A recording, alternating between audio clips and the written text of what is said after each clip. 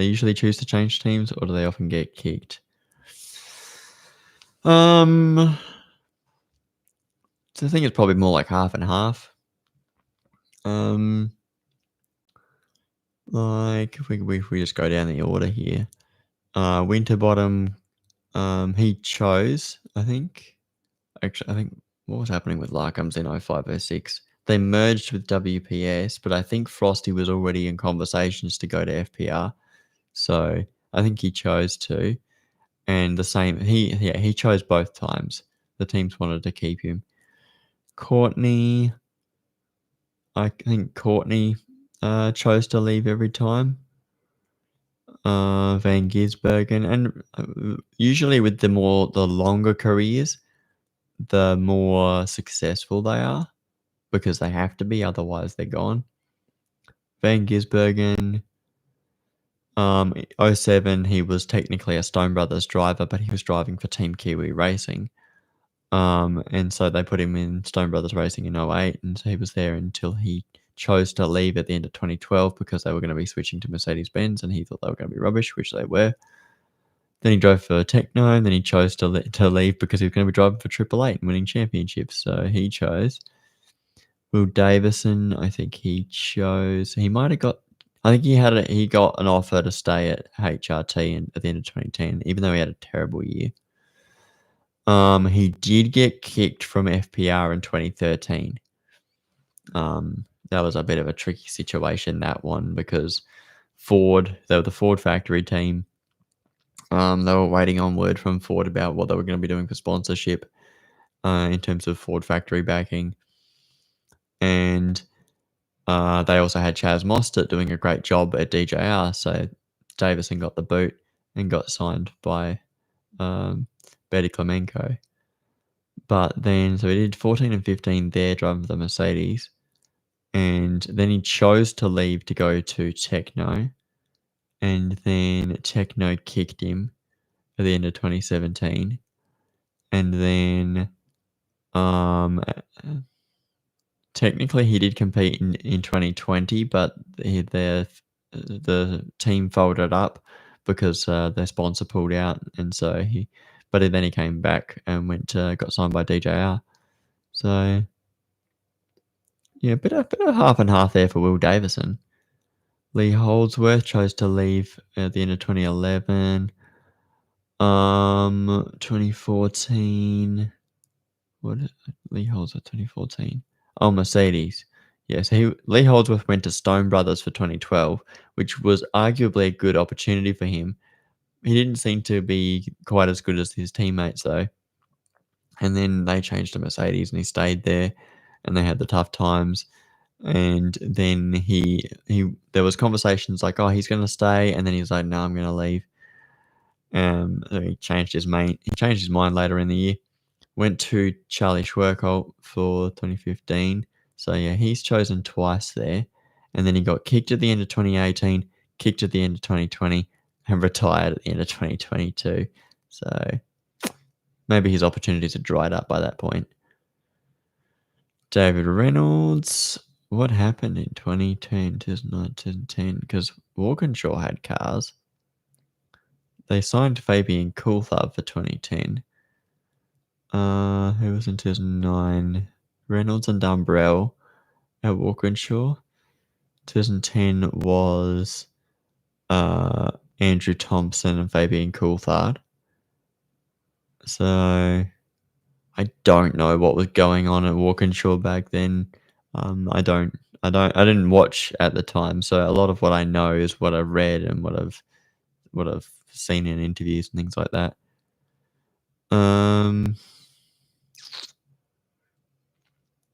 So I'd say Reynolds got kicked from that one and then at the end of 2011 he chose to change teams. 2015 he was kicked. 2020 he chose to leave. And then I need to move the presentations up a little bit. Or maybe we'll just ignore it. Because he's still active these days. He got kicked at the end of 23 because he would have wanted to stay because he was winning races at Grove Racing in the red there. in 2023, and so he got kicked. Then I think he might be staying at Team 18. I think I've heard that he's been offered a 1-year deal for next year, which is not what you want, but I guess he's not getting any good opportunities elsewhere. Tim Slade.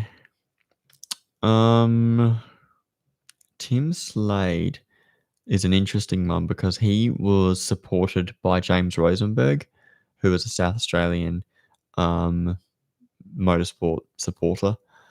So in 2009, he drove at Paul Morris Motorsport, but I think he was under the entry of James Rosenberg. And then they moved to Stone Brothers, and they were there until 2013, even when they became Erebus as well.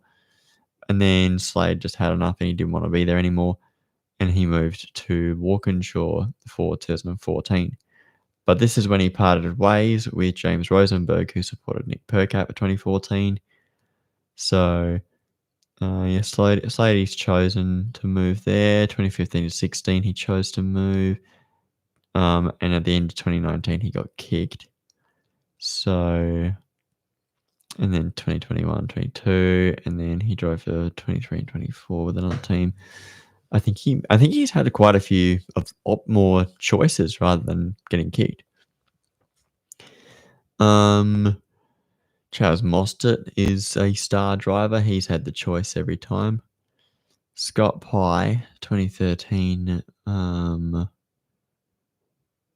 know what happened there, 2013 to 14. That'd be a great question to ask Apex Hunters United. I should write a list and then do one of those voice things or like a text message or whatever you can do, because you can send questions in, and that'd be such a great thing to hear about. Because I could probably look it up as well. There might be some information that sort of suggests what's going on.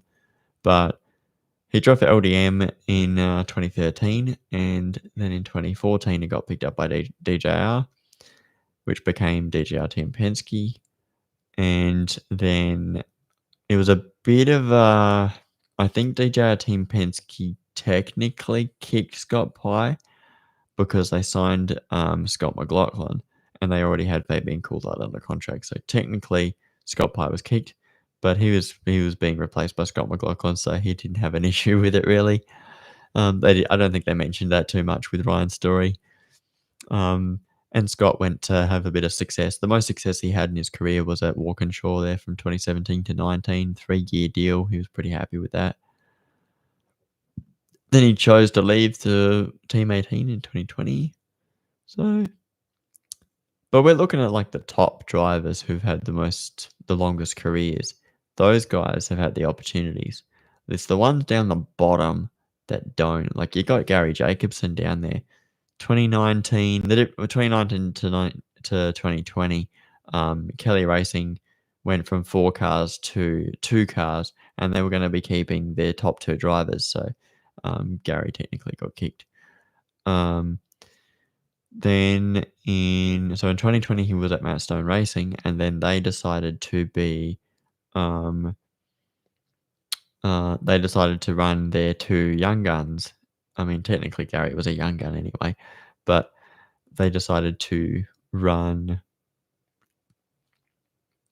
Zane Goddard and Jake Kostecki, and Gary was not picked for that seat, so he got kicked at the end of 2020.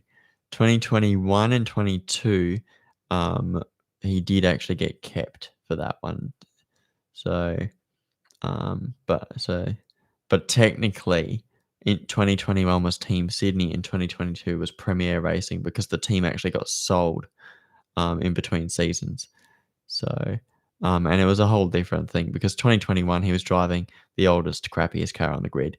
2022 he was driving a heavily upgraded car where he was actually able to get some results, but they became disappointed and then he got kicked, and he has not been back since. Macaulay Jones drives for his dad's team. Todd Hazelwood, probably a good example, I think, of a driver who's been in the mid-pack. So 2018 and 19, he was with Matt Stone Racing. He, I want to say, chose to change teams because the team advised him to change teams. And so he went to Brad Jones Racing for 2020 and 2021, replacing Tim Slade, who got kicked, which I could not. I was like, why would you do that? But yeah, Hazelwood got the opportunity. At the end of 2021, he got kicked out of Brad Jones Racing because Bryce Forward was bringing more money. And so Hazelwood went back to Matt Stone Racing. Then, what happened in 23? I think he chose to change teams for 23 because he went to Blanchard Racing Team, and I think he thought that was a better opportunity. There is a good interview on the V8 Sleuth podcast where Todd actually talks very openly about Sausage Sizzles. He talks about the teams he's been with, Matt Stone Racing, Blanchards. Not so much about Brad Jones, but Brad Jones was where he had his success, podium, pole position. But I think Hazelwood is probably one of those examples of drivers who was probably more of a battler, and he wasn't a bad driver at all, but opportunities dried up for him. He got kicked at the end of 2023 because they were selling James Courtney and putting Aaron Love in the other car. Even though they're expanding to 2 cars, he was not going to be in either of them. Anton De Pasquale has had... What is going on with my PowerPoint presentation? Why is... Okay, hang on. Anton did not switch teams for 22. Don't know why it's like that. He left Erebus Motorsport at the end of 2020 and went to Dick Johnson Racing. And then I think he had a 1 year an option he was offered a 1 year deal for 2025. He refused it and went to Team 18. So Anton's one of those up and coming stars who is getting these opportunities. So that's an interesting one. Jack LeBrock, bit of a battler as well, like Todd Hazelwood. He was at Techno, and then he moved to Tickford in 2020. So I think he chose to move. They were Techno were technically changing to Team Sydney. And their star driver was going to be James Courtney, but I don't know what happened first. LeBrock was probably pretty fed up, honestly. Driving in 2019, that car was a lot of crap, and it didn't get any better for anybody else driving that car. They might have made it a little bit better, but I should probably look into that one day. Whether who had it better, what years in those dark times. But he went to Tickford, which was he chose to change teams, and he probably had no interest in staying for 2020. There was even talk of him leaving mid-season in 2019 at Techno. 2021 to 22, he was kicked. Went to Matt Stone Racing in what ended up being a straight driver swap with Jake Kostecki. And I think, so what happened? 21 to 22, because there's always reasons for these changes. And one of those some things you got to consider is who's sponsoring the car, because Jake Kostecki was bringing money. When LeBrock moved to Tickford, he brought some backing from Truck Assist, who were with him at the end of 2018 and all of 2019. But he drove the super cheap car with a little bit of Truck Assist in 2020. In 2020, who drove the Truck Assist car? Lee Holdsworth at Tickford. But then in 21, they had 3 cars instead of 4 cars. Lee Holdsworth got booted out, and Jack got moved into the Truck Assist car. And he didn't have a very good 21 season, so he didn't get kept for 22. Jake Kostecki came with a big bag of money, and the team actually expanded back to 4 cars, but they were going to be putting Thomas Randall in one of those cars, who was coming with Castrol backing. So LeBrock was out, and he went to Matt Stone Racing, where he had some success. and he then went to Erebus Motorsport in 2024, and he's currently there in 25. But the rumor is that he will be returning to Matt Stone Racing in 2026. So he's had some opportunities there. In 23, he chose to leave, and I guess in 25, he's choosing to leave because I don't think Erebus is a team you really want to be at the moment as a driver. You probably want to go to a Matt Stone Racing where they might have more consistent cars or something. But Erebus, I don't know. They haven't had any trophies this year, whereas Matt Stone Racing has had trophies. So MSR is probably the place you want to be.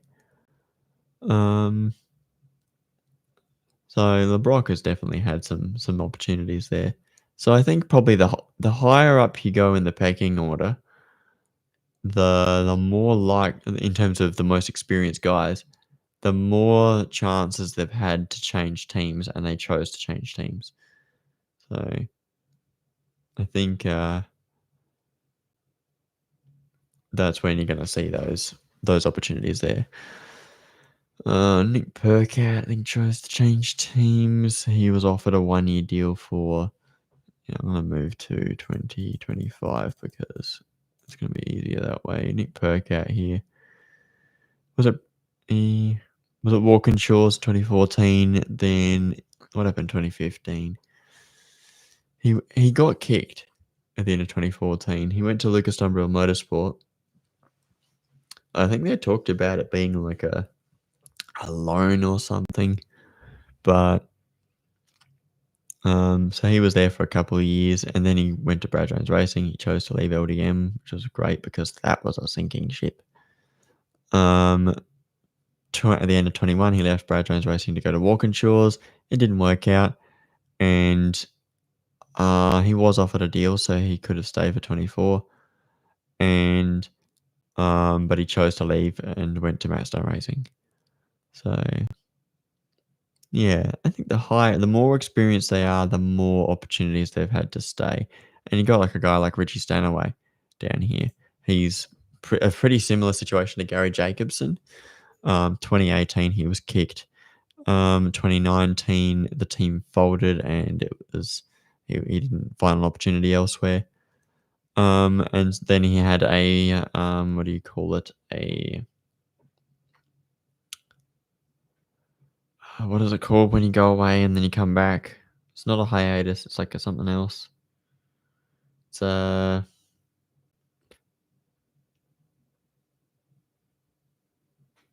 can't remember what it's called, but yeah, he went. He retired. He declared his retirement from motorsport.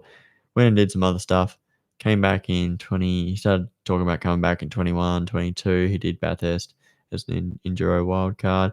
Then went to Triple Eight and won Bathurst with Shane Van Gisbergen, and then finally came back full time in 2024 with Grove Racing. But then they sacked him. They confirmed in like July. They were like, "Yeah, we're not renewing his contract." He moved to Premier Racing, where we are awaiting the news.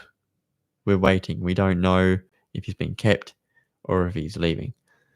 So I think Richie he's been kicked more times than he's been kept. That's for sure. I think he hasn't been kept at all. I mean, the comeback you wouldn't say is him being kept.